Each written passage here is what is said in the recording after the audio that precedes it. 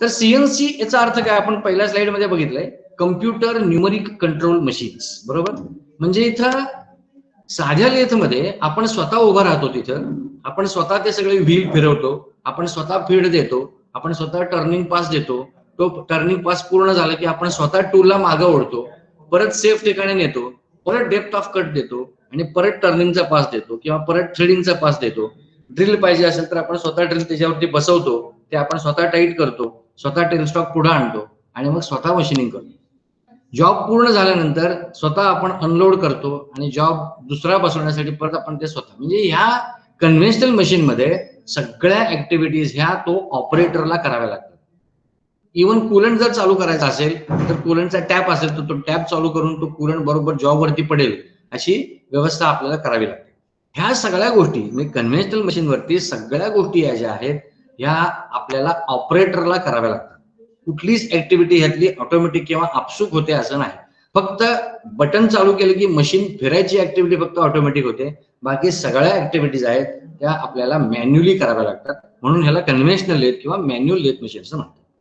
मग ज्या ज्या काही ऍक्टिव्हिटीज आपण ऑपरेटरकडनं करून घेतो त्या सगळ्या ऑलमोस्ट सगळ्या ऍक्टिव्हिटीज सीएनसी मशीन मध्ये ऑटोमॅटिकली होतात असं म्हणायला हरकत नाही. ऑटोमॅटिकली म्हणजे ते काही चमत्कार वगैरे होत नाही, त्याला एक सिस्टीम असते, त्याला सीएनसी सिस्टीम असं म्हणतात.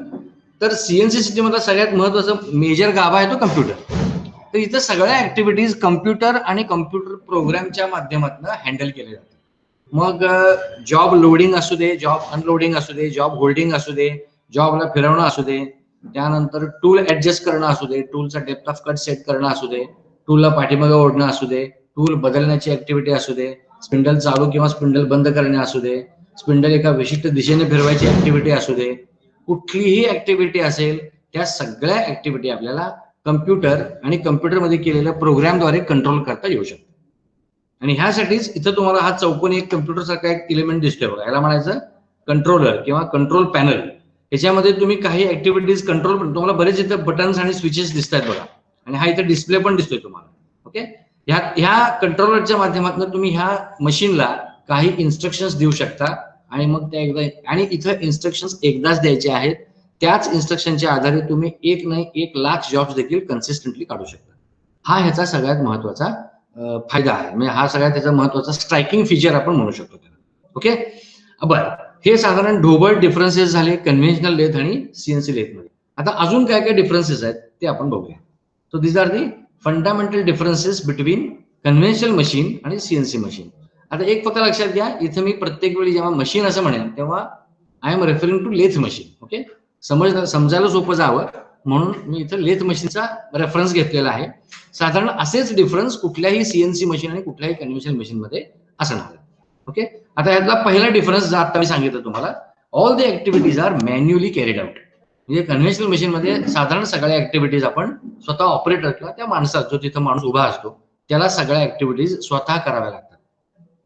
पण सीएनसी मशीन मध्ये जसं मी आता सांगितलं, almost all the activities are controlled by program. एक प्रोग्राम तुम्हाला लिहावा लागतो आणि त्या प्रोग्रामच्या माध्यमातून तुम्ही त्या मशीनवरच्या कुठल्याही ऍक्टिव्हिटीज असू देत, जॉबशी रिलेटेड असू देत, स्पिंडलशी रिलेटेड असू देत किंवा टूलशी रिलेटेड असू देत, किंवा दार बंद करणे, दार उघडणे, जॉब अनलोड करणे, लोड करणे किंवा क्लॅम्प आणि अनक्लॅम्प करणे, ह्या सगळ्या ऍक्टिव्हिटीज कम्प्युटरच्या प्रोग्राम मधनं होतात.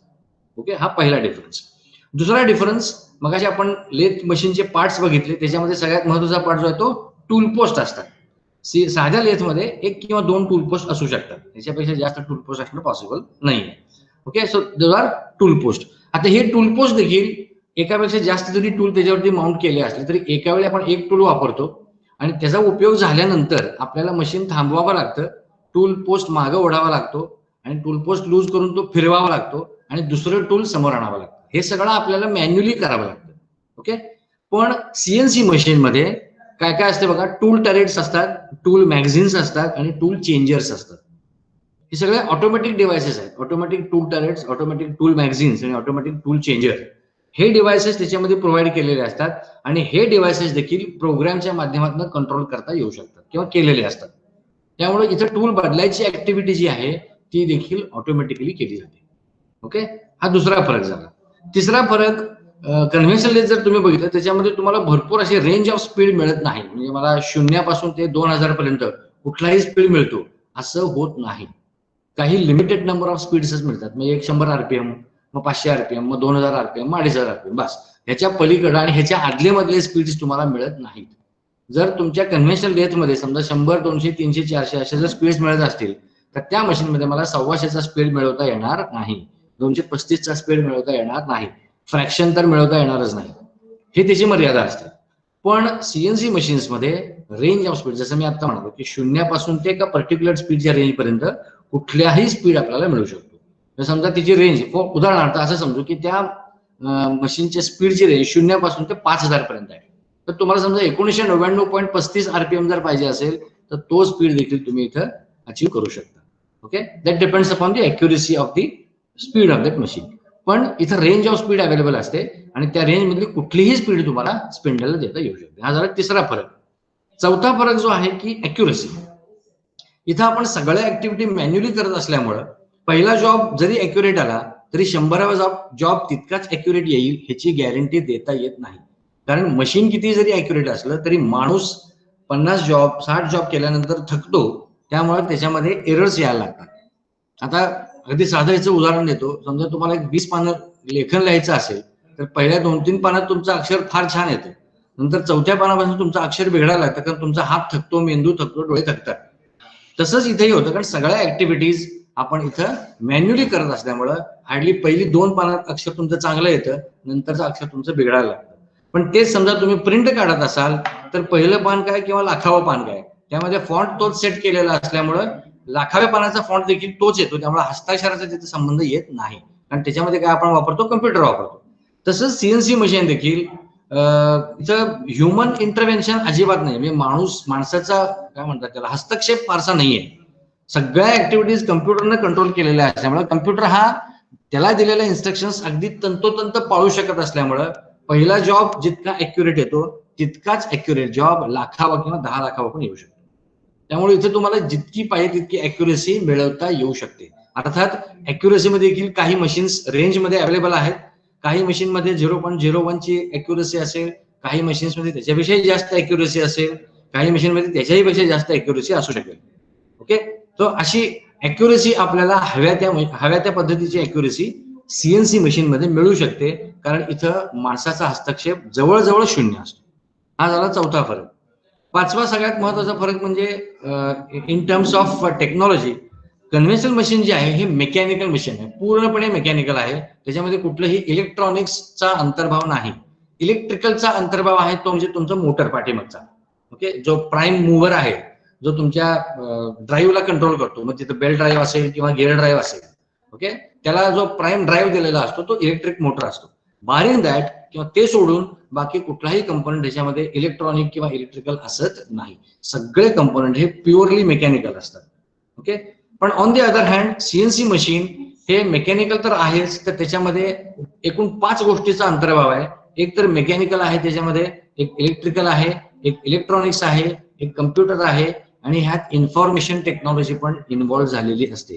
म्हणजे सीएनसी मशीन हे एकूण 5 ब्रँचचं कॉम्बिनेशन आहे. किंवा असं म्हणता येईल की सीएनसी मशीन बिल्ड करायचं असेल तर मला 5 प्रकारची माणसं लागतात: mechanical engineer, electrical engineer, electronics engineer, computer engineer आणि आयटी इंजिनियर किंवा आयटी पर्सनल असे एकूण. त्यामुळे हे मशीन मेकॅट्रॉनिक मशीन असं शॉर्टली म्हणता येऊ शकतं.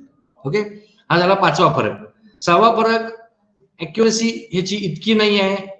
कंपोनंट सगळे मेकॅनिकल असतात, त्यामुळे हे जे मशीन्स आहेत ते अत्यंत स्वस्त असतात. स्वस्त म्हणजे अगदी 10-15 रुपयाला मिळतात अशातला भाग नाही, पण कम्पॅरेटिव्हली हे मशीन्स इनएक्सपेन्सिव्ह असतात, कॉस्टली फारसे नसतात. पण सीएनसी मशीन जर बघितलं, आता मी तुम्हाला सांगितलं त्याच्यामध्ये बेसिकली एक कम्प्युटर इन्व्हॉल्ड असतो, त्याला आपण कंट्रोल पॅनल म्हणतो. आणि टूल्स इथं वापरले जाणारे हे टोटली वेगळ्या पद्धतीचे असतात. त्यामुळे ह्याच्यामध्ये त्यात परत याच्यामध्ये टूल टरेट असतो, टूल मॅगझिन असतं आणि टूल चेंजर्स असतात आणि इतर अजून बरेच कंपोनंट्स असतात जे कम्प्युटरने कंट्रोल केलेले असतात. त्यामुळे ते विशिष्ट प्रकारे बनवावे लागतात. जसे कन्व्हेन्शनल मशीन मध्ये आहेत तसेच डिव्हायसेस सीएनसी मशीन मध्ये ठेवून चालत नाही. त्यामुळे ते वेगळ्या प्रकारे बनवावे लागतात, वेगळ्या टेक्नॉलॉजीने बनवावे लागतात. त्यामुळं एकूणच सीएनसी मशीनचा अगदी भारीतलं भारी कन्व्हेन्शनल मशीन जर धरलं तर त्याची किंमत देखील अगदी सिंपल सीएनसी मशीन पेक्षाही कमी असू शकते. म्हणजे अगदी साधं सीएनसी मशीन जरी घेतलं तर त्याची कॉस्ट कम्पॅरेटिव्हली जास्त असू शकते अगदी भारीतल्या कन्व्हेन्शनल मशीन्स पेक्षा. So this is the difference in terms of cost. त्यानंतर सातवा डिफरन्स आहे याच्यामध्ये limitation in quantity and variety of products. तुम्ही आता साध्या लेथवरती कामं केलेली आहेत, त्याच्यामध्ये तुम्ही जर व्हरायटी मागायला गेला तर तुम्हाला बरंच चेंजेस करावे लागतात प्रत्येक व्हरायटीला, बरोबर. प्रत्येक व्हरायटीला टूल सेटअप बदलावा लागतो, जॉबचा सेटअप बदलावा लागतो, स्पीडची रेंज बदलावी लागते, आणि एखाद्या जॉबची डिमांड वेगळ्या स्पीडची आणि वेगळ्या फील्डची असेल तर तुम्हाला त्याच मशीनवरती काम करता येईल ह्याची गॅरंटी नाही. स्पीड जर वेगवेगळ्या रेंज मधले असतील आणि तर तुमच्या मशीनमध्ये सगळे स्पीड्स मिळणं पॉसिबल नाही कन्व्हेन्शनल मशीन्समध्ये, त्यामुळे तुम्हाला प्रत्येक जॉबसाठी वेगळं मशीन कदाचित वापरावं लागेल. असे काही डिफिकल्टीज असल्यामुळं कन्व्हेन्शनल मशीनमध्ये क्वांटिटी तर लिमिटेशन येतच, आणि व्हरायटी ऑफ प्रॉडक्ट्स म्हणजे वेगवेगळ्या प्रकारचे प्रॉडक्ट्स तुम्हाला फास्ट बनवता येत नाहीत, तिची तिथं मर्यादा येते. इव्हन एकाच प्रकारचा जॉब जर एक लाखाच्या क्वांटिटीमध्ये असेल तर जसं आता मी म्हणालो की ह्युमन इंटरव्हेन्शन जास्त असल्यामुळं त्याची अॅक्युरेसी कमी कमी होत जाते. त्यामुळे हा एक मोठा ड्रॉबॅक आहे. मास प्रोडक्शन असेल तर हेवी ड्युटी मास प्रोडक्शन असेल तर त्या केसमध्ये तुम्हाला प्रत्येक जॉबची अॅक्युरेसी तेवढीच मेंटेन होईल याची गॅरंटी आहे. त्यासाठी तुम्हाला प्रचंड कष्ट घ्यावे लागतात. So that is one of the limitations of conventional machines. So that is in terms of capability of the machine. पण on the other hand CNC machine जसं मी आता म्हणालो की सगळं तुम्हाला कम्प्युटरच्या आधारे कंट्रोल करता येतं. फीड्स तुम्हाला जितके पाहिजे तेवढे फीड्स देता येतात, जितका पाहिजे तेवढा स्पीड सेट करता येतो. त्यामुळे कुठलाही जॉब असू दे, त्याला कुठलाही फीड आणि स्पीडचं कॉम्बिनेशन असू दे, ते एकाच मशीनवरती साधारणतः आपल्याला अचीव्ह करता येतं. त्यामुळे सीएनसी मशीनमध्ये फक्त क्वांटिटीच नव्हे तर तुम्हाला बऱ्यापैकी व्हरायटी त्याच्यामध्ये तुम्हाला मिळू शकते. कितीही प्रकारचे जॉब तुम्ही त्याच्यावरती मॅन्युफॅक्चर करू शकता. आणि सगळ्यात महत्वाचा भाग म्हणजे आठवा, knowledge of manufacturing process only is essential. म्हणजे कन्व्हेन्शनल मशीन मध्ये दुसरं काही तुम्हाला हँडल करायचंच नाही. म्हणजे कम्प्युटर आहे त्याचं काहीतरी नॉलेज पाहिजे, कम्प्युटर बिघडला तर काय करायचं ह्याची माहिती पाहिजे, त्याच्यामध्ये काय एरर आली तर त्याची माहिती पाहिजे वगैरे, काय प्रकारच नाही. पूर्णपणे मेकॅनिकल मशीन असल्यामुळे त्याच्यामध्ये तुम्हाला लागणारी जी माहिती आहे ती फक्त मॅन्युफॅक्चरिंग प्रोसेसची माहिती असणं गरजेचं आहे. बाकी फारशी काय त्याच्यामध्ये तुम्हाला माहिती असण्याची गरज नाही. त्यामुळं इथं कमी स्किल सेटचे लेबर्स देखील चालू शकतात. पण सीएनसी मशीन मध्ये मात्र दोन गोष्टी महत्वाच्या आहेत. एक तर तुम्हाला मॅन्युफॅक्चरिंग प्रोसेस हे माहित पाहिजेच पाहिजे, प्रश्नच नाही, पण त्याच्याबरोबरच प्रोग्रामिंगची माहिती पण असायची गरज आहे. प्लस त्यातली जी कम्प्युटरचा जो पार्ट आहे त्याची देखील माहिती असणं गरजेचं आहे. म्हणून मी आधी म्हणालो की हे मशीन बनवताना किंवा ह्या मशीनची देखभाल करत असताना साधारणतः 3 ते 4 प्रकारची माणसंही लागतातच लागतात. कारण प्रॉब्लेम इलेक्ट्रिकल मध्ये येऊ शकतो, इलेक्ट्रिकल भागामध्ये येऊ शकतो, इलेक्ट्रॉनिक पार्ट मध्ये एरर येऊ शकते, कम्प्युटर सिस्टीम मध्ये एरर येऊ शकते, प्लस तुमचा जो मेकॅनिकल कोर भाग आहे त्या मशीनचा, सीएनसी मशीनचा जो मेकॅनिकल भाग आहे त्याच्यामध्ये देखील एरर येऊ शकते. त्यामुळे 4-5 प्रकारचे लोक, म्हणजेच थोडक्यात काय, पण कंपनीला 4-5 प्रकारचे लोक एम्प्लॉय करणं डिफिकल्ट आहे, राईट. त्या केसमध्ये company looks for a person having all these skill sets available with him or her. त्यामुळे तिथं जॉब ऑपॉर्च्युनिटीज जास्त आहेत compared to the systems using conventional machine. जिथं कन्व्हेन्शनल मशीन्स आहेत तिथे तुम्हाला प्रत्येक ऍक्टिव्हिटीसाठी एक एक माणूस करावा लागतो एम्प्लॉय, कारण एक स्किल सेट दुसऱ्याकडे नसतं. पण इथं तसं चालतच नाही. इथं तुम्हाला एकच माणूस मल्टिपल स्किल सेट असलेला लागतो. त्यामुळे इथं एकूणच नॉलेज बेस जो आहे तो मेकॅनिकल तर आहेच आहे, प्लस तुम्हाला त्या पर्टिक्युलर प्रोग्रामिंग मध्ये देखील माहिती असावी लागते apart from computer knowledge and electronics knowledge. So these are some of the fundamental differences. हे अगदी फंडामेंटल डिफरन्सेस आहेत. ह्याच्यामध्ये मी डिटेलमध्ये डिफरन्सेस सांगितलेले नाहीत.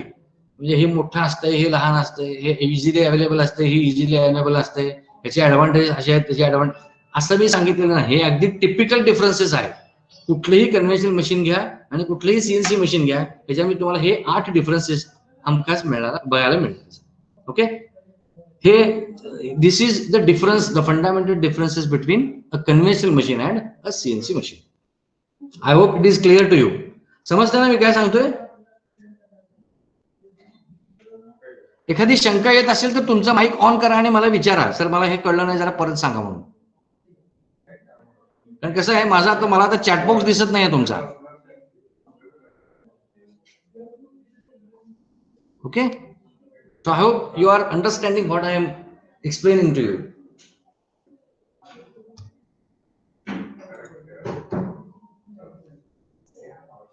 Okay, so let us move on to the next point. पुढचा पॉइंट काय बघूया. आता मागच्या स्लाइड मध्ये आपण बघितलं की सीएनसी मशीन्स हे महाग असतात, एक. दुसरं मेकॅट्रॉनिक पार्ट आहे. तिसरं, ह्याच्यामध्ये कम्प्युटर आणि प्रोग्रामिंग वगैरे ह्या सगळ्या नवीन गोष्टी लागतात. आपल्या मेकॅनिकल इंजिनियर्सना ह्या थोड्याशा गोष्टी नवीन आहेत. तरी देखील मग जग सीएनसी मशीनच्या मागे का लागले? एवढं महाग आहे आणि मग एवढं स्पेसिफिक त्याला ह्युमन रिसोर्स लागतो, म्हणजे एम्प्लॉई लागतात. मग सीएनसी मशीन लागतं कशासाठी? मग साध्या मशीनवरच काम करायचं, अननेसेसरी प्रोडक्टची कॉस्ट का वाढवायची? असा एक प्रश्न ऑब्व्हियस आहे. तर ह्याला उत्तर असं आहे की सगळेच पार्ट काय सिंपल असतात अशातला भाग नाही, किंवा सिंपल असू शकतात असंही नाही. Majority of the parts, industrial component जर मी धरले, अगदी रोजच्या रोज आपण बघू शकणारे जे पार्ट जर मी बघितले, तर त्याच्यामध्ये एकूण 4 पॉइंट्स तुम्हाला बघायला मिळतात. पहिला सगळ्यात महत्वाचा भाग आहे की त्याच्यामध्ये कॉम्प्लेक्स प्रोफाईल असू शकतो. इथे तुम्हाला पहिला फोटोग्राफ दिसतोय बघा, उजवीकडे पहिला जो फोटोग्राफ आहे त्याच्यामध्ये तुम्ही जर बघितलं तर हा मुळात कळायलाच अवघड आहे. तो करायला नंतर त्यानंतरचा भाग आहे, हा मुळात कळायलाच अवघड आहे. नेमकं कुठं कुठं मशीनिंग करायचं, कुठल्या प्रकारची मशीनिंग करायचं, जॉब लावायचा कसा, पहिलं मशीनिंग कुठलं करायचं, बरेच प्रश्न हा जॉब बघितल्या आपल्याला लक्षात येतात. मुळात पहिल्यांदा हा मेकॅनिकल कंपोनंट आहे हेच लक्षात येत नाही, इतका हा कॉम्प्लेक्स आहे. त्यामुळे हे असे कॉम्प्लेक्स जे पार्ट्स आहेत, कॉम्प्लेक्स कंटूर असलेले जे पार्ट्स आहेत, ते साध्या मशीनवरती बनवायला खूप वेळ लागतो. आणि आता तुम्हाला माहिती आहे की जग फास्ट आहे. तुमचं प्रोडक्शन जर फास्ट होत असेल, क्वालिटी प्रोडक्शन मी म्हणतोय, जर फास्ट होत असेल तर तुमचा प्रोडक्ट मार्केटमध्ये पहिला येणार. जर तुम्ही कन्व्हेन्शनल मशीनिंग करत बसला तर तुमचा पार्ट हा कदाचित मार्केटमध्ये यायला बराच वेळ गेलेला असेल. तोपर्यंत जे कॉम्पिटेटिव्ह कंपनीज आहेत त्यांचा प्रोडक्ट मार्केटमध्ये येऊन तो ऑब्सोल्यूट येऊन परत दुसरा देखील मार्केटमध्ये आलेला असण्याची शक्यता आहे. त्यामुळे एवढा वेळ तुम्हाला देता येत नाही, रादर एवढा वेळ इंडस्ट्रीकडे नसतो. त्यामुळे इंडस्ट्री डिमांड असं करते की मला क्वालिटी प्रोडक्ट तर पाहिजेच, पण तो फास्ट पण मॅन्युफॅक्चर होणं गरजेचं आहे. कारण पार्ट झाला, डिझाईन केला आणि मॅन्युफॅक्चर झालं आणि जोडला गाडीला, असं होत नाही. मॅन्युफॅक्चर झाल्यानंतर देखील त्याला बरेच फेजेस असतात. त्या फेज मध्ये तो पार्ट जावा लागतो. त्यामुळे त्या फेजेस येण्यासाठी पहिल्यांदा तो तयार तर व्हायला पाहिजे. तयार व्हायला जर वेळ होत असेल तर बाकीच्या पुढच्या फेजेसना प्रचंड वेळ लागतो आणि मार्केटमध्ये प्रोडक्ट तुमचा उशिरा पोहोचू शकतो. आणि हे कंपनीला अफोर्ड होऊ शकत नाही. एक दिवस देखील लेट होऊन चालत नाही. त्यामुळे तुमचा प्रॉडक्ट अर्लिएस्ट मार्केटमध्ये पोहोचायचा असेल तर तुमच्याकडे फास्टेस्ट मॅन्युफॅक्चर करणारी टेक्नॉलॉजी असायलाच पाहिजे. So that is the first necessity why CNC machines are used in industries. दुसऱ्या प्रकारचा जॉब असा आहे की इट रिक्वायर्स मल्टिपल सेटअप्स. म्हणजे आता तुम्ही टर्निंगचे जॉब करताय, तुम्ही जॉब करताय म्हणतोय, तुमच्या सिलेबसला जो जॉब आहे तो जॉब तुम्ही करताय. कसं करताय तर एक सिलेंडर तुम्हाला दिलेला असतो, तो तुम्ही लेथवरती लावता आणि ऑपरेशन करता आणि जॉब काढता बाहेर. पण असा विचार करा की आता तुमचा जो जॉब आहे त्याला फक्त क्लॅम्प केल्यानंतर एकीकडेच ऑपरेशन्स आहेत. म्हणजे एकीकडे तुम्ही क्लॅम्प केला, चेकला लावला जॉब, दुसरीकडनं टूल आलं आणि व्हरायटी ऑफ मशीनिंग ऑपरेशन तुम्ही केले. काय त्याच्यात टर्निंग केलं, थ्रेडिंग केलं, ड्रिलिंग केलं आणि बोरिंग केलं आणि ग्रुविंग केलं, झालं. चॅम्फर मारला एक थोडासा, एक टेपर टर्निंग केलं, झालं, जॉब पूर्ण झाला तुमचा आणि तुम्ही जॉब काढला. आता ह्यामध्ये कसा झाला हा जॉब? टूल फक्त तुमच्या जॉबच्या एकाच साईडला फिरले, म्हणजे हा जॉब तुमचा एका सेटअपमध्ये पूर्ण झाला. पण प्रत्येक जॉब हा एका सेटअपमध्ये पूर्ण होईलच मशीनिंग करून ह्याची गॅरंटी नाहीये. काही जॉबना 2, 3, 4 सेटअप पण लागू शकतात. त्या केसमध्ये मल्टिपल सेटअप जर असेल तर कन्व्हेन्शनल मशीनमध्ये तुम्हाला मल्टिपल सेटअप करण्यासाठी वेळ बराच इन्व्हेस्ट करावा लागतो. तो देखील अफोर्डेबल नसतो. आत्ताच्या फास्ट युगामध्ये एवढा देखील वेळ देणं पॉसिबल नाहीये. जेवढा कमीत कमी वेळ लागेल आणि जॉबचा सेटअप बदलणे म्हणजे जॉब त्यातनं काढायचा, त्या चेक मधनं किंवा त्या क्लॅम्प मधनं काढायचा, दुसऱ्या सेटअपला अरेंज करायचा आणि परत टाईट करायचा. ह्याच्यामध्ये प्रोड्युसिंग काहीच होत नाही, प्रोडक्शन काहीच होत नाही. म्हणजे हे जे ऍक्टिव्हिटीज आहेत these are all non productive activities. मला तुम्हाला शब्द माहिती आहे, नॉन प्रोडक्टिव्ह टाइम. त्याच्यामध्ये प्रोडक्शन काहीच होत नाही, मशीनिंग काहीच होत नाही.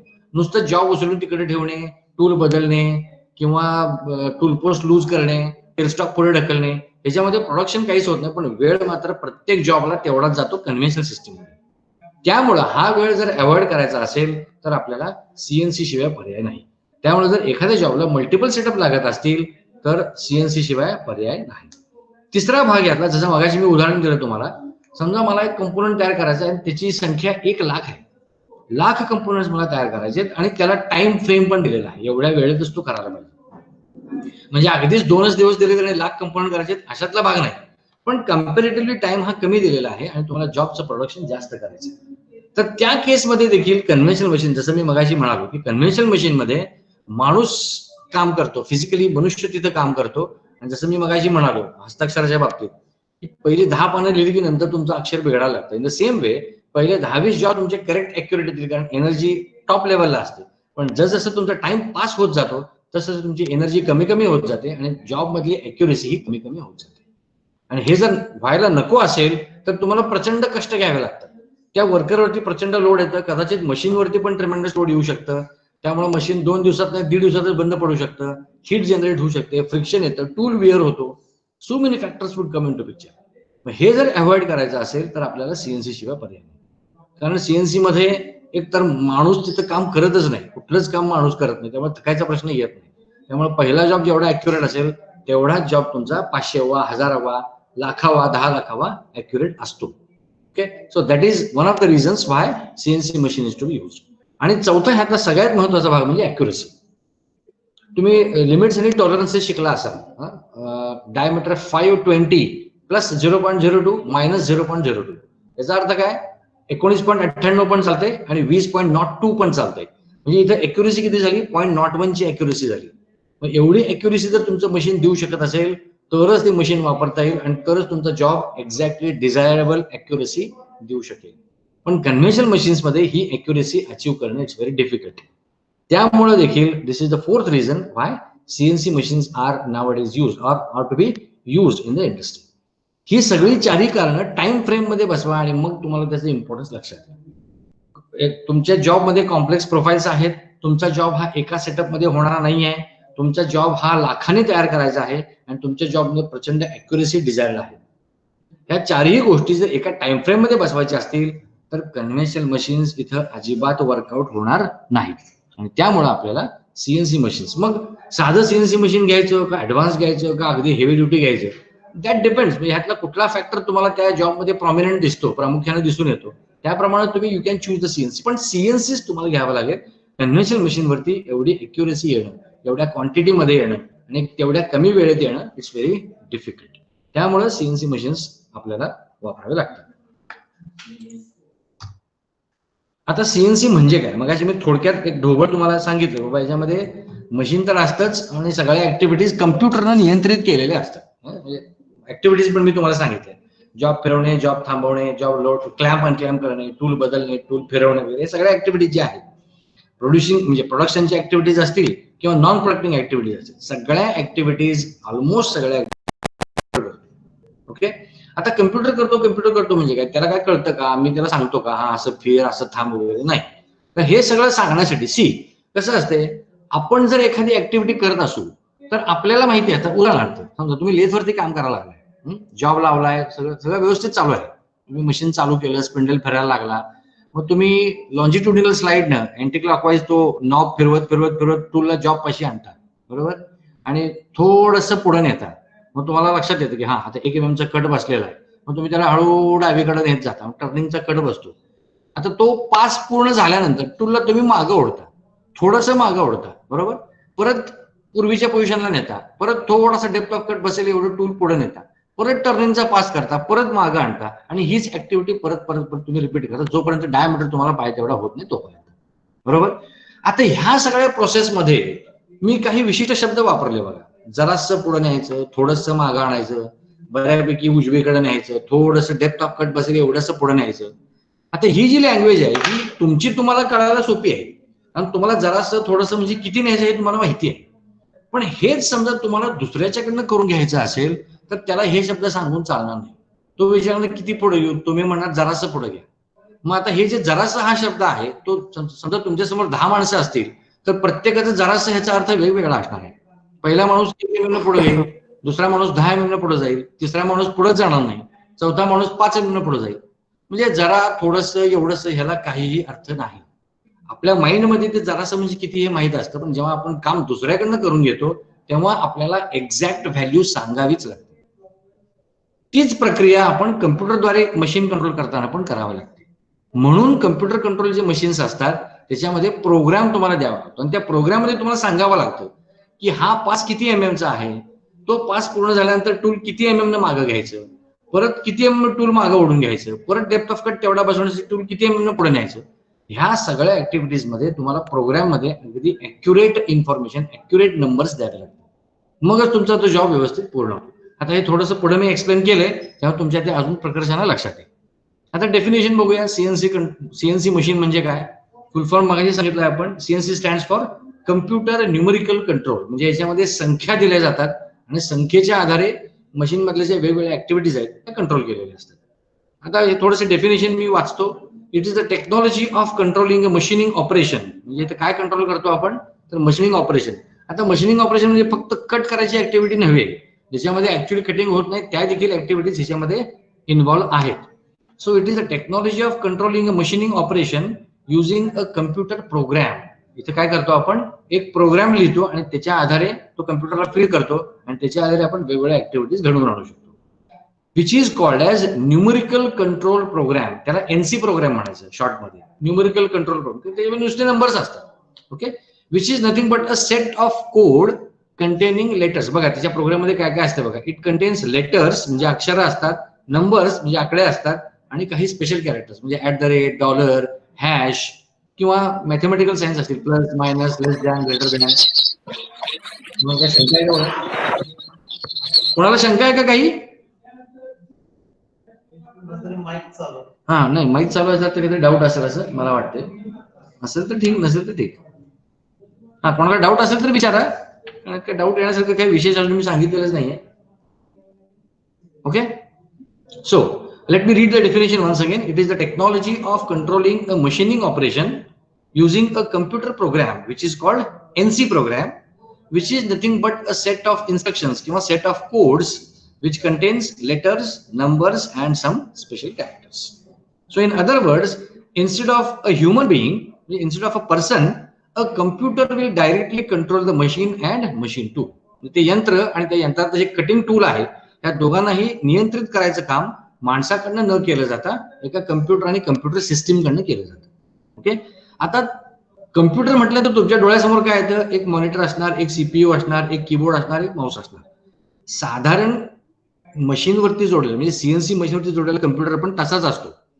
पण त्या कम्प्युटरवरती तुम्हाला मी ऑटोकॅड करतो, पेंट करतो, MS वर्ड करतो, असल्या ऍक्टिव्हिटीज करता येण्यासारखा तो कम्प्युटर नसतो. आपला कम्प्युटर जो आहे तो त्या ऍक्टिव्हिटीसाठी डिझाईन केलाय. पण सीएनसी मशीनवरचा जो कम्प्युटर आहे तिथं सीएनसी मशीनवरती ज्या काही ऍक्टिव्हिटीज कराव्या लागतात, जे काही टाईप करावं लागतं त्यासाठी लागणारे सगळे कीज आणि स्विचेस त्याच्यावरती असतात. So it's a bit broader concept than the computer which we use on the desktop. आपला जो डेस्कटॉप किंवा लॅपटॉप आहे त्याच्यापेक्षा तो थोडासा वेगळा असतो. म्हणजे त्याच्यातलं कंटेंट, त्याच्यातलं कंट्रोल सिस्टीम ही थोडीशी वेगळी असते आपल्या साधारण कम्प्युटरपेक्षा. पण दिसायला साधारण तो सेमच दिसतो. ओके.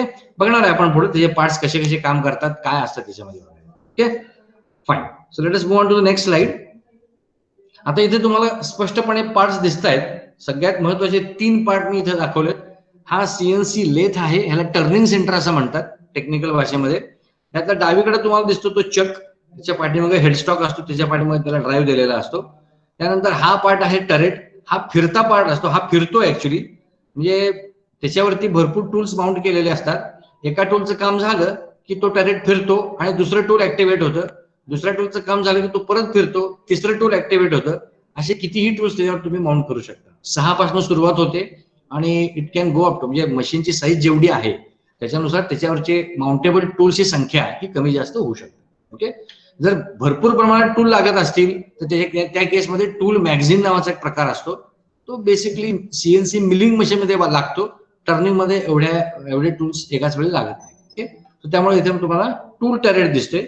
आणि तिसरा पार्ट यातला आत्ताच आपण त्याच्याबद्दल चर्चा केली, हा आहे तुमचा कंट्रोल पॅनल. हा साधारण दिसायला तुम्हाला कम्प्युटर सारखा दिसतो, पण ह्याची जी स्क्रीन आहे ती आपल्या कम्प्युटरच्या स्क्रीन इतकी मोठी असायची गरज नाहीये. त्यामुळे इथे याची स्क्रीन छोटी ठेवलेली आहे. आणि त्याच्यावरती आपल्याला काय पिक्चर किंवा गेम खेळायचे नाहीये. आपल्याला फक्त त्याच्यावरती सीएनसी मशीनवरती सध्या नेमकं कुठली ऍक्शन चालू आहे ते दिसण्यासाठीच एक व्यवस्था असावी लागते. त्यामुळे इथे तुम्हाला ही छोटीशी स्क्रीन दिसते आणि हे बाकी सगळे जे बटन्स आहेत these are all control switches. त्यातलं हे बटन जे दिसते लाल पिवळ्या कलरचं, हे मशीन चालू किंवा बंद करायचं मशीन आहे. त्यानंतर हे जे बटन दिसते हा फीड किंवा स्पीड वाढवायचं मशीन आहे. म्हणजे ह्याच्यामध्ये अजून एक वैशिष्ट्य काय बघा. समजा तुम्ही सीएनसी कन्व्हेन्शनल मशीन मध्ये तुमची जी मोटर आहे ती समजा एक 2000 RPM ने फिरत असेल आणि तुमचा जो ड्राईव्ह आहे तो समजा 1000 RPM ने फिरत असेल. आता फिरायला लागलाय तो, सिच्युएशन इमॅजिन करायचा प्रयत्न करा. तो आता 1000 RPM ने फिरायला लागलाय, चालू आहे, टर्निंग चालू आहे, जॉब फिरायला लागलाय, टूल मी कट लावलेला आहे, कटिंग चालू आहे. अशा परिस्थितीमध्ये मी स्पिंडलचा स्पीड बदलू शकत नाही. पण सीएनसी मशीन मध्ये मात्र ऍक्च्युअली कटिंग चालू असताना तुम्ही प्रोग्राममध्ये जो स्पीड दिलेला आहे, समजा 2000 दिला असेल, तर तुम्ही प्रोग्राम चालू असताना, मशीन कटिंग चालू असताना देखील स्पीड तो जास्त करू शकता किंवा कमी करू शकता. Same is applicable for feed also. तो फीड पण तुम्ही कमी जास्त करू शकता ऍक्च्युअली कटिंग चालू असताना. त्याला म्हणायचं स्पीड ओव्हरराईड आणि फीड ओव्हरराईड. असे ते दोन स्विचेस इथे दिसत आहेत तुम्हाला. हा स्पीड ओव्हरराईड आहे आणि हा फीड ओव्हरराईड. असे व्हेरियस स्विचेस ह्या कंट्रोल पॅनलवरती अवेलेबल असतात. सध्या ऍक्च्युअली मशीनवरती कुठली प्रोग्रामची लाईन चालू आहे ते इथं दिसतं, हायलाइट केलेलं असतं आणि अख्खा प्रोग्राम तुमचा असा स्क्रोल होत असतो, तो तुम्ही इथं बघू शकता. ह्या प्रोग्राम मध्ये चालू असताना तुम्ही काही एडिशन्स पण करू शकता. समजा मशीन तुम्हाला थांबवलं, इमर्जन्सी मध्ये तुम्ही मशीन थांबवलं आणि तुम्हाला असं लक्षात आलं की बाबा काहीतरी एरर आहे, मशीन थांबवून तुम्ही ते एरर रिपेअर करू शकता. म्हणजे काय प्रोग्रामिंग मध्ये व्हॅल्यूज तुमच्या बदलायच्या असतील तर तुम्ही करू शकता आणि परत मशीन चालू केली की नव्या व्हॅल्यूने तुमचा प्रोग्राम रन व्हायला सुरू होतो. सो एवढ्या सगळ्या फॅसिलिटीज ह्याच्या मशीनमध्ये दिलेल्या असतात. ओके. आणि हे सगळं जे मशीनिंग आहे हे एका खोलीसारख्या कॅबिनेटमध्ये चालू असतं. हे जे दिसतंय तुम्हाला, हे TC35Y हे जे लिहिलं आहे त्याला हँडल आहे बघा इथं. हे हँडल ओढून हे दार पूर्णपणे बंद करता येतं, सो दॅट बाहेर तुम्हाला लक्षात पण येणार नाही की आतल्या साईडला मशीनिंग चालू आहे. इतका आवाज जवळजवळ शून्य असतो त्याचा. Not it. So these are some of the benefits or we can say striking features of CNC technology machines. Okay.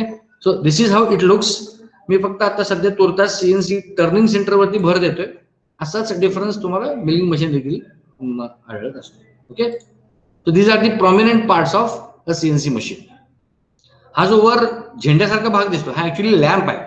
इथं लाल लॅम्प दिसतो, येलो लॅम्प दिसतो आणि ग्रीन लॅम्प दिसतो. लाल लॅम्प कधी येईल, जर मशीन मध्ये काही डेंजरस सिच्युएशन निर्माण झाली किंवा टूल एका रॉंग पोझिशनला जाऊन थांबला असेल, ओके, अशी काही डेंजरस सिच्युएशन असेल तर हा लाल लॅम्प लागतो. पिवळा लॅम्प काय सांगतो, machine is ready for machining activity असं सांगतो. आणि ग्रीन, प्रोग्राम जेव्हा तुमचा चालू असतो तेव्हा ग्रीन लॅम्प हा लागलेला असतो. ओके.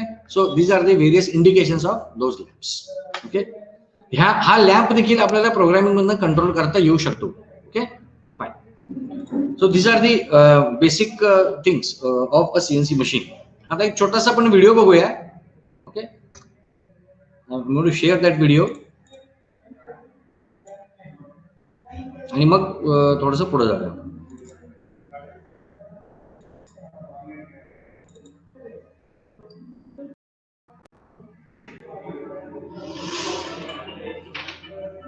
दिसते का?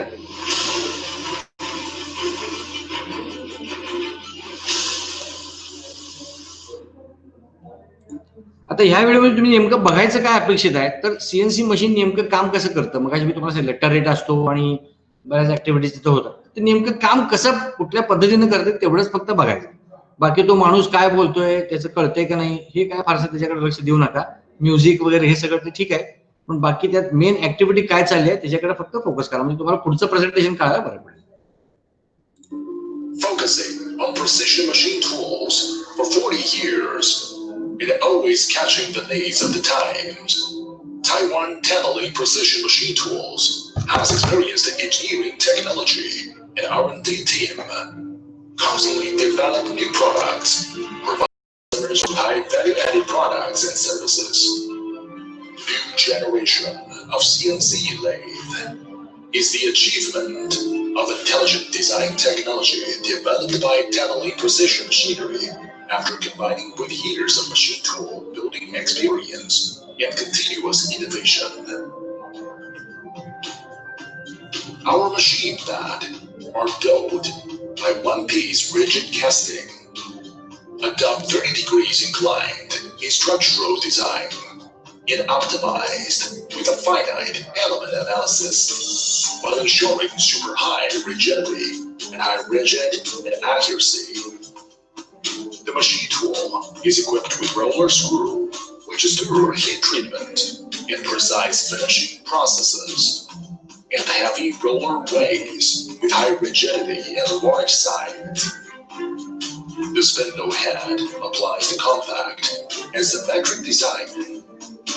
Through the strict dynamic balancing testing, it has the high precision, small thermal deformation, and excellent stability. The hydraulic programming tailstock, hydro cylinder drive, simultaneously moving sleeve, an bidirectional function.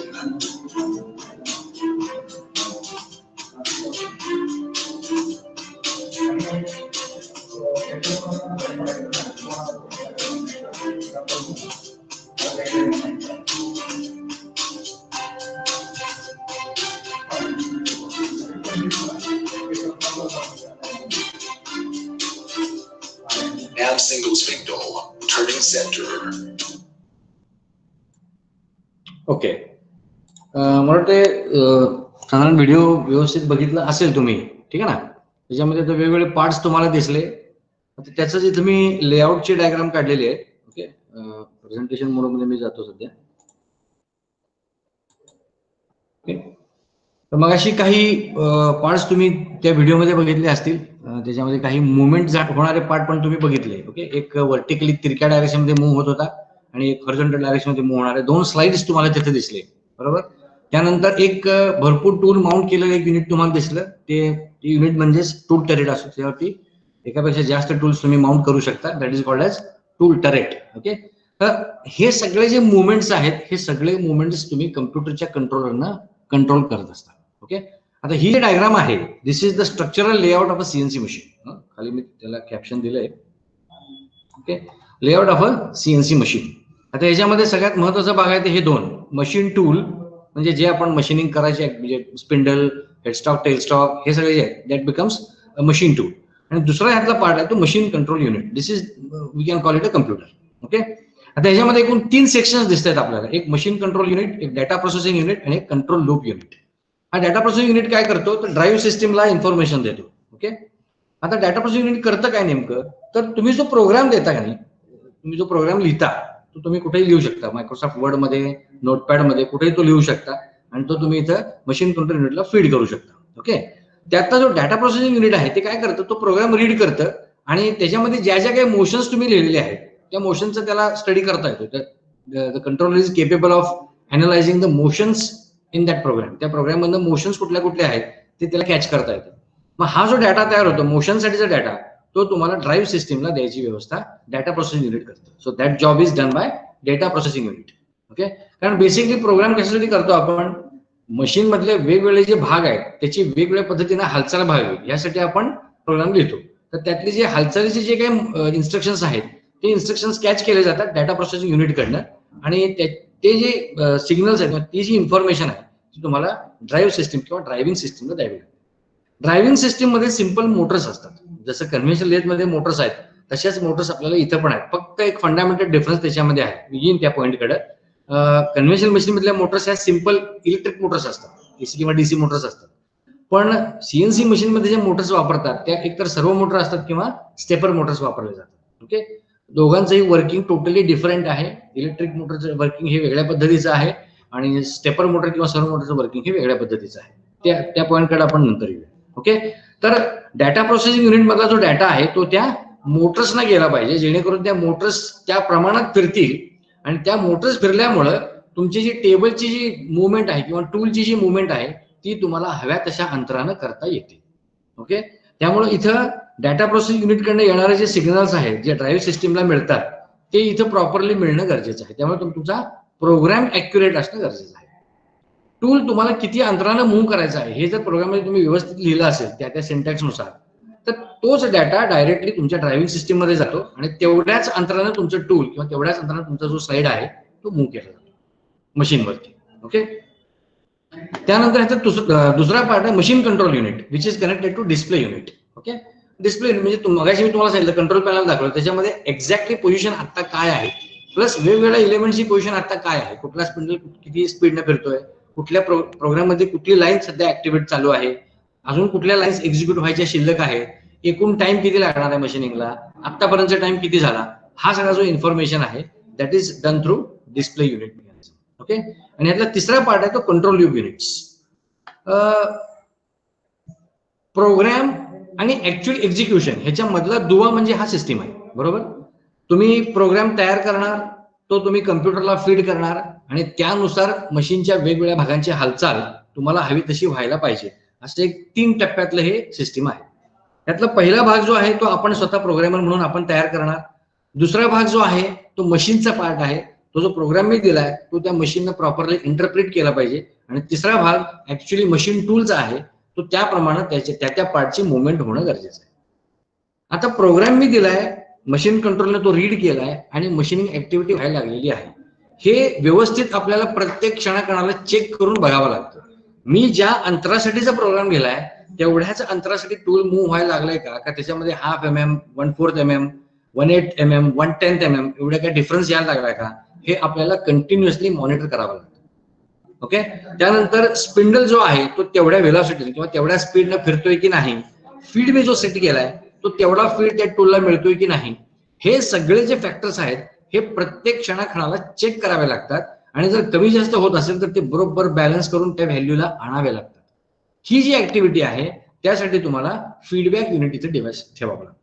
Okay. So that is controlled by using control unit. Okay. मग feedback device काय करतो तर it takes account of velocity, it takes account of position. म्हणजे tool तेवढ्या अंतरानं गेलेलं आहे की नाही, तेवढ्या अंतरानं गेल्यानंतर टूल नेमकं कुठं पाहिजे ते तिथं आहे का, असेल तर इट्स ओके, नसेल तर किती अंतरानं मागं पुढे झालेलं आहे ते अंतर फीडबॅक सिग्नल मधनं आपल्याला मशीन कंट्रोल युनिटला पुन्हा देता येतं. आणि मग मशीन कंट्रोल युनिट त्याच्यामध्ये प्रोसेस करतो आणि जेवढी डेफिसिट पडला असेल तेवढ्याचे सिग्नल्स पाठवतो आणि मग तो जो डेफिसिट आहे ती जी कमी असते ती भरून निघते आणि परत टूल तेवढ्या अंतरानं मूव्ह व्हायला लागतं. हे आता मी सांगायला जेवढा वेळ घेतला त्याच्या हजारांश पेक्षाही कमी टाइम हे सगळ्या ऍक्टिव्हिटीज करावा लागतो. एवढ्या फास्ट त्या ऍक्टिव्हिटीज होत असतात. Okay. Second factor is velocity. म्हणजे जॉबचा स्पीड जो आहे, म्हणजे स्पिंडल फिरायचा जो स्पीड आहे तो एक्झॅक्टली प्रोग्रामनुसार आहे की त्याच्यामध्ये काही कमी जास्त आहे, तो देखील पल्स घेतला जातो, तो देखील सिग्नल्स घेतले जातात. आणि ते जर ऍक्युरेट असतील तर इट्स ओके, नसतील इन केस तर त्या केसमध्ये देखील पोझिशनच्या बाबतीत जी काळजी घेतली जाते ती काळजी व्हेलॉसिटीच्या बाबतीत पण घेतली जाते. सो बेसिकली इथं दोन फीडबॅक युनिटला परत द्यावे लागतात, एक पोझिशन फीडबॅक आणि दुसरा व्हेलॉसिटी फीडबॅक. आणि त्यामुळे इथं तुम्हाला मशीन कंट्रोल आणि मशीन टूल, मशीन कंट्रोल आणि मशीन टूल या दोघांच्या मध्ये फीडबॅक डिव्हाइस हा जोडावा लागतो. हा फीडबॅक डिव्हाइस काय करतो, मशीन टूल हे प्रोग्रामनुसार काम करते की नाही हे तुम्हाला क्षणोक्षणी इन्फॉर्मेशन द्यायची व्यवस्था ह्या फीडबॅक डिव्हाइसने केलेली असते. Feedback in terms of tool position and velocity or speed of that particular device. मग टूल असेल किंवा स्पिंडल असेल किंवा टरेट असेल त्या स्पीडने फिरते की नाही, that is check by feedback device. आता इथं कोपऱ्यामध्ये मी एक चौकोनामध्ये एक डायग्राम काढलेली आहे. हे दिसायला अगदी सिंपल काहीतरी मेकॅनिझम असल्यासारखी दिसते, पण हे अगदी फंडामेंटल त्याचं ही जी सीएनसी टेक्नॉलॉजी आहे हे फंडामेंटल डायग्राम आहे, फंडामेंटल दाखवणारा डायग्राम आहे. ह्याच्यामध्ये आता मेकॅनिझम काय होतं बघा. हा इथे एक व्हील दाखवलेला आहे. ह्या व्हीलला इथे लीड स्क्रू जोडलेला आहे आणि ह्या लीड स्क्रू मध्ये हा जो टेबल आहे तो आता इन्सर्ट केलेला आहे. आता एक इथे लक्षात घ्या, हा लीड स्क्रू आहे म्हणजे ह्या एक्सटर्नल थ्रेड्स आहेत आणि हा लीड स्क्रू ह्या टेबलच्या या होल मधनं बाहेर आला म्हणजे ह्या टेबलच्या ह्या पार्टला आतनं थ्रेडिंग आहे. म्हणजे याच्यामध्ये म्हणजे लीड स्क्रू आणि टेबलमध्ये नट अँड बोल्ट जॉईंट किंवा नट अँड स्क्रू जॉईंट इथे आपण अरेंज केलेलं आहे. आता इथे काय होणार बघा, समजा मी हा व्हील हे जर व्हील फिरवलं तर हा लीड स्क्रू स्वतःच्या ऍक्सिस भोवती फिरणार, पण हा जो टेबल आहे हा एकतर पुढे जाईल किंवा मागे जाईल, हे या बाणाने दाखवलं. जर हे व्हील तुम्ही असं फिरवलं, ह्या साईडनं असं जर फिरवलं तर हे टेबल पुढे जाईल आणि जर उलटं फिरवलं तर हे टेबल मागे येईल, depending upon the hand of the thread. Right hand thread असेल तर आता मी जसं सांगितलं त्याप्रमाणे हे मोशन्स होतील. आता ह्यातनं मला सांगायचं काय बघा की रोटरी मोशन जी आहे, ही जी रोटरी मोशन आहे, ह्याला आता मोटर समजा, ह्याची जी रोटरी मोशन आहे ती रोटरी मोशन मी टेबलच्या हॉरिझॉन्टल मोशन मध्ये कन्व्हर्ट केली आणि त्यासाठी मी काय वापरलं, इथं लीड स्क्रू वापरला. म्हणजे इथं नट अँड बोल्ट अरेंजमेंट मी इथं तयार केली, स्क्रू मेकॅनिझम इथं मी अरेंज केलं. म्हणजे इथं सांगायचं तात्पर्य असं आहे की in CNC machine a rotary motion can be converted into a linear motion. Okay. तसंच इथं सिस्टीम केलेली असते ड्रायव्हिंग सिस्टीम मध्ये. सीएनसी लेथ मध्ये किंवा कुठल्याही लेथ मध्ये एकूण 2 मोशन्स असतात. तुम्ही आता साध्या लेथचं पण उदाहरण घ्या, एक लॉन्जिट्युडिनल स्लाइड असतो आणि एक क्रॉस स्लाइड असतो. मगाशी मी 2 व्हील जे दाखवले, मोठे व्हील आणि लहान व्हील. मोठे व्हील काय करतं, लॉन्जिट्युडिनली मूव्ह करतं आणि छोटे व्हील जे आहे ते क्रॉस स्लाइड, पार्टिंग, फेसिंग, ग्रुविंग यासाठी तुम्ही ते वापरता. म्हणजे लेथ मध्ये बेसिकली 2च मोशन्स आहेत, एक आडवी मोशन आणि एक उभी मोशन. मग 2 मोशन जर वेगवेगळ्या ऍक्सिस मधले असतील तर त्याला ऑब्व्हियसली 2 वेगवेगळ्या मोटर्स लागणार. त्याच मोटर्स तुम्हाला ड्रायव्हिंग सिस्टीम मध्ये बघायला मिळतात. So in lathe machine we have 2 motors, one for horizontal axis and one for vertical axis. एक व्हर्टिकल ऍक्सिसच्या मुवमेंटसाठी आणि एक हॉरिझॉन्टल ऍक्सिसच्या मुवमेंटसाठी आपल्याला हे ड्राईव्ह सिस्टीम म्हणजे आपल्याला इथे ही सिस्टीम अरेंज करावी लागते. सीएनसी लेथमध्ये मगाशी तुम्ही जर व्हिडिओ नीट बघितला असेल तर त्याच्यामध्ये तुम्हाला दोन प्रकारच्या मोशन्स दिसल्या. एक आडवी मोशन दिसली आणि एक तिरकी मोशन दिसली. तिरकी in the sense it is vertical motion. दोन्ही मोशनसाठी अशा प्रकारची अरेंजमेंट केलेली असते. हे फिरलं तर हे आता आडवं फिरणार. समजा हेच मी उभं ठेवलं असेल आणि जर हा स्पिंडल असा फिरत असेल तर टेबल वर खाली होऊ शकणार. म्हणजे इथे मला दोन मोटरच्या साह्यानं व्हर्टिकल मोशन पण मिळाली टेबलची आणि हॉरिझॉन्टल मोशन देखील मिळाली. सो अशा प्रकारे rotary motion is converted into linear motion of the table, thereby bringing about the necessary movement of the tool. Okay. आता हा जो हे जे व्हील आहे that is replaced by the corresponding motor shaft. जसं मी मगाशी म्हणालो स्टेपर मोटर किंवा सर्व मोटर इथे वापरलेली असते. ओके. स्टेपर मोटरच्या शाफ्टलाच इथे लीड स्क्रू कनेक्ट केलेला असतो आणि it is inserted into this kind of table. म्हणजे जेव्हा सर्व मोटर फिरेल तेव्हा हे टेबल आडवी मोशन देईल किंवा व्हर्टिकल सर्व मोटर जेव्हा फिरेल तेव्हा तो जो टेबल आहे तो व्हर्टिकली खालीवर होऊ शकतो. So this is how rotary motions are transformed into the linear horizontal or linear vertical motions of the table. Okay. या लेथमध्ये फक्त दोनच मोशन्स असतात त्यामुळे इथं दोनच मोटर लागतात. मिलिंग मशीनमध्ये 3 मोशन्स असतात त्यामुळे तिथं 3 मोटर्स लागतात. एक्स ऍक्शन, वाय ऍक्शन आणि झेड ऍक्शन या तीनसाठी तिथं 3 मोटर्स अवेलेबल असतात. इथं मात्र 2च मोटर्स असतात. ओके. बरं. आता हे मोटर फिरायचं प्रमाण आणि हे टूलच्या मोशनचं प्रमाण हे मॅनेज कसं केलं जातं तर that is again done in machine control unit. मगाशी मी म्हणालो की डाटा प्रोसेसिंग युनिटमधनं काही सिग्नल्स ड्राईव्ह सिस्टीमला सप्लाय केले जातात. आता हे सिग्नल कुठनं जनरेट होतात तर हे जे मशीन कंट्रोल युनिट आहे आपण जो प्रोग्राम देतो कम्प्युटरला प्रोग्राम देतो असं आपण जे म्हणतो तो ऍक्च्युली प्रोग्राम कोण ऍक्सेप्ट करतं मशीन कंट्रोल युनिट हे ऍक्सेप्ट करतं. त्या मशीन कंट्रोल युनिट मधलं डाटा प्रोसेसिंग युनिट जे आहे ते डाटा प्रोसेसिंग युनिट मगाशी मी सांगितलं त्याप्रमाणे त्याच्यामध्ये ज्या ज्या काही मोशन्स आहेत त्या मोशनचे स्टेटमेंट कॅच करतं आणि त्या मोशनसाठी ही जी मोटर आहे ही मोटर किती डिग्रीने फिरली पाहिजे ह्याचं कॅल्क्युलेशन केलं जातं. म्हणजे फॉर एक्झाम्पल समजा हे टेबल मला 4 mm न उजवीकडे मूव्ह करायचं असेल तर हे जे व्हील आहे हे मला फिरवावं लागणार. आपोआप मला हे मूव्ह नाही करता येणार. बरोबर. मग हे जर मला 4 mm न मूव्ह करायचं असेल तर ही मोटर मला किती अँगलने फिरवावी लागेल 360 का 720 का 1080 का आणि किती हे मला कॅल्क्युलेट करावं लागेल. तेवढे रोटेशन जर मी ह्याला दिले तर तेवढ्या MM ने मला हे टेबल मूव्ह होताना दिसेल. मग ह्या केसमध्ये कॅल्क्युलेट काय करायला पाहिजे तर ह्याचे रोटेशन्स किती होणं गरजेचं आहे that has to be calculated. मग कॅल्क्युलेट केल्यानंतर ह्या सिस्टीमच्या अशा लक्षात येईल की बाबा ह्याला 3.5 रोटेशन देणं गरजेचं आहे. 3.5 in the sense 360 into 3.5 that much of degrees म्हणजे 1080 अधिक 180 म्हणजे 1260 डिग्री ह्याला फिरवणं गरजेचं आहे. मग 1280 जर डिग्रीने फिरवायचं असेल तर ह्याला इलेक्ट्रिक सप्लाय किती दिला पाहिजे हे देखील कॅल्क्युलेट केलं जातं आणि तेवढाच फक्त इलेक्ट्रिक सप्लाय त्या ड्राईव्हला दिला जातो तेवढ्या पुरता. तेवढा सप्लाय दिला की तो सप्लाय थांबतो. म्हणजे आता 1260 डिग्री फिरण्यासाठी जेवढी काय इलेक्ट्रिकल एनर्जी त्याला लागते तेवढीच एनर्जी डीपीयू मधनं ह्याला ड्राईव्ह सिस्टीमला दिली जाते. त्यामुळे तेवढ्याच रोटेशन ह्याचे मिळतात आणि तेवढ्याच अंतरानं हे टेबल पुढे जातं. That is the fundamental technology lying below this particular CNC machines. So this is how the program is converted into the rotation of the motor. काय होते बघा इथं प्रोग्रामचं कन्व्हर्शन कशात होणार मोटरच्या रोटेशन मध्ये होणार आणि मोटरच्या रोटेशनचं conversion linear motion of this table मध्ये होऊ शकणार. संग्राम नाईक काहीतरी प्रेझेंट करायला लागला बघा. त्याला काय शंका आहे का विचारा.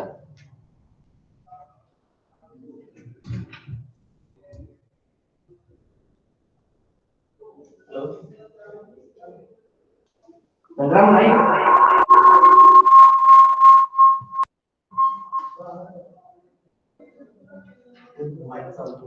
हा प्रेझेंट करू नका म्हणून डिस्टर्ब होतोय. ठीक आहे.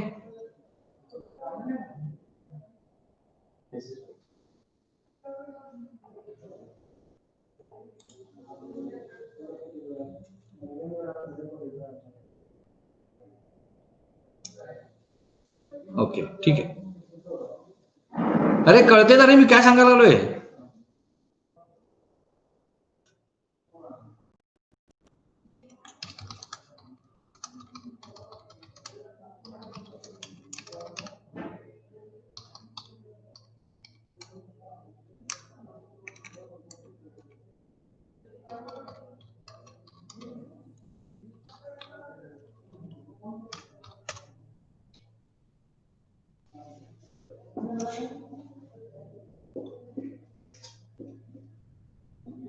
काय शंका असेल तर ओके, ठीक आहे. So let us get back to the presentation.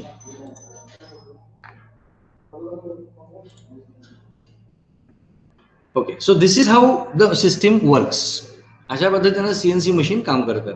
मग टर्निंग असेल तर 2च मोटर्स असतील आणि मिलिंग असेल तर 3 मोटर्स असतात. तिन्ही मोटरला सायमल्टेनियसली सप्लाय जातो तेवढ्या क्वांटिटीमध्ये, आणि तेवढ्या क्वांटिटीने ती मोटर फिरते, आणि त्यामुळं तेवढ्याच क्वांटिटीने ते करेस्पॉन्डिंग टेबल मूव्ह होते. ओके, आणि मग मशीनिंग ऍक्टिव्हिटी केली जाते. So that is the fundamental of the CNC machine, CNC machines working.